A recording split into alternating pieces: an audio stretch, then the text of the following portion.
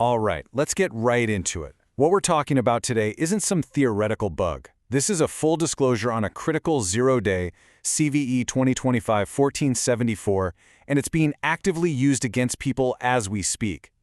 My goal here is to give you everything you need to know to get protected, starting right now. And when I say actively exploited, I really mean it. This is happening in the wild.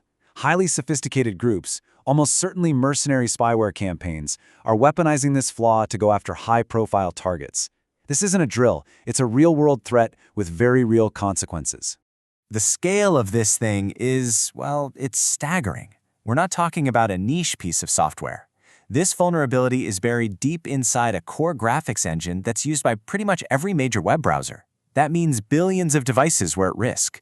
Your phone, your laptop. If it runs a modern browser, chances are it was vulnerable. So that brings us to the most important question of all, and it's a personal one. Are you protected? By the time we're done here, you're going to know exactly how to answer that question, and, more importantly, what to do if the answer is no. Okay, so let's start with the big picture. This wasn't just some bug that needed a patch. This was a full-blown global emergency that forced some of the biggest names in tech to work together. The vulnerability itself was discovered in Angle, which is a graphics translation layer that helps different systems talk to each other. The discovery was actually a joint effort between Apple's elite security team, SEER, and Google's Threat Analysis Group, or TAG. Now, look, when you see those two giants coordinating on an emergency response, you know it's incredibly serious. And this chart shows you exactly how serious. The flaw scored an 8.8 out of 10 on the severity scale. To put that in perspective, anything over 7.5 is already considered high. And 8.8 means an attacker can hit the trifecta. They can steal your data, they can alter your data, and they can completely crash your system. It's the whole package. The threat intelligence that came in pretty much confirmed our worst fears. This wasn't some bug being used for random scams. No, this was a precision tool for espionage. The attacks were described as extremely sophisticated, and they were being deployed by mercenary spyware groups against journalists, government officials. You get the idea. With a fire this big, the response had to be immediate.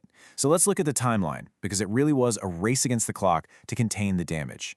And things moved incredibly fast. The initial discovery was on December 5th. Just 5 days later, on December 10th, Google was already pushing an emergency update for Chrome.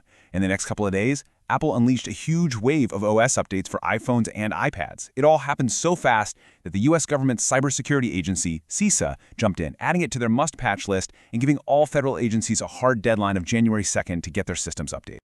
So what is this flaw? How does it actually work under the hood? We're about to get a little technical, but don't worry, I'll break it down for you. At its heart, the root cause is a classic type of bug called memory corruption. The easiest way to think about it is like this. Imagine your computer's memory is a giant wall of mailboxes. Memory corruption is when a program gets tricked into putting a letter in the wrong mailbox. Or even worse, it tries to stuff a huge package into a tiny box, breaking it and spilling its contents into all the boxes around it. And that oversized package analogy is exactly what happens here. The Angle engine sets aside a small memory buffer, our little mailbox. But because of a calculation error triggered by a very specific graphics command, it ends up trying to write a much larger piece of data into it. That oversized data overflows the buffer and spills out, corrupting whatever was stored in the memory next to it. For an attacker, that moment of corruption is everything. It's the crack in the wall they need to get in. Now, what's fascinating here is just how specific the trigger is. To make this happen, an attacker has to build a web page that uses a very precise recipe. First, they need the WebGL2 graphics API, which lets you render 3D graphics in a browser. Second, they use a feature called pixel buffer objects. And third, they have to use a very particular data format.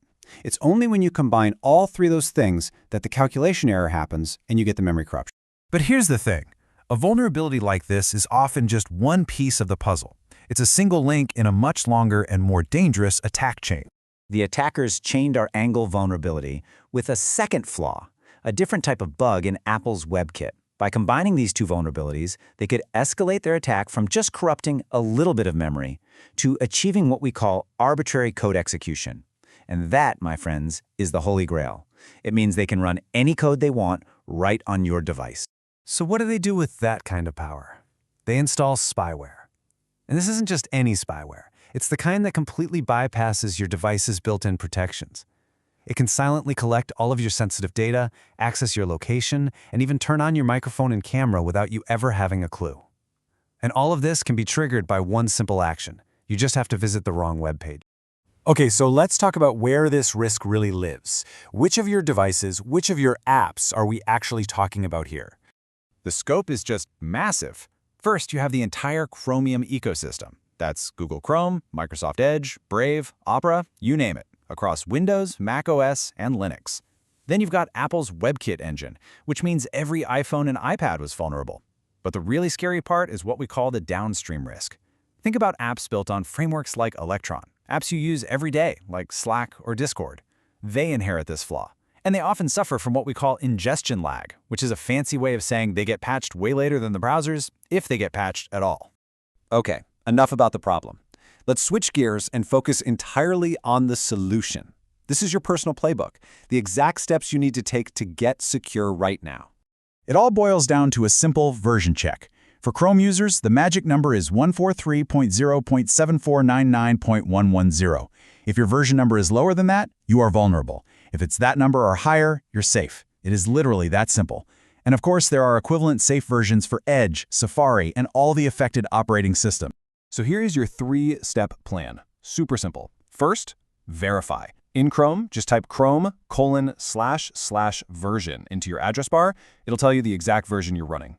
Second, update. Go into your browser settings, go into your phone's system settings, and install every single update you see. And third, and this part is absolutely critical, restart.